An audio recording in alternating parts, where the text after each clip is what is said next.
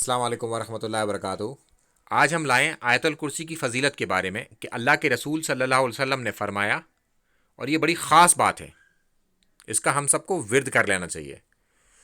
جو کوئی ہر فرض نماز کے بعد آیت الکرسی پڑھ لے، اس کے جنت میں داخل ہونے میں کوئی رکاوٹ نہیں رہتی سوائے اس کی موت کے۔ کتنا آسان سی بات ہے کہ ہر فرض نماز کے بعد آیت الکرسی پڑھنی ہے ہمیں، اور وہ چھوٹی سی ہے آیت الکرسی، اس کو یاد کرایا جا سکتا ہے آسانی کے ساتھ، اور یہ سنن نسائی الکبریٰ میں موجود ہے، جو کہ اصلی سنن نسائی ہے جو امام نسائی نے لکھی ہے۔ کتب ستہ کی جو نسائی ہے وہ صغریٰ ہے، جو بعد میں لوگوں نے کانٹ چھانٹ کے وہ لکھی ہے، اس میں سے بہت ساری حدیثیں نکال دی گئیں۔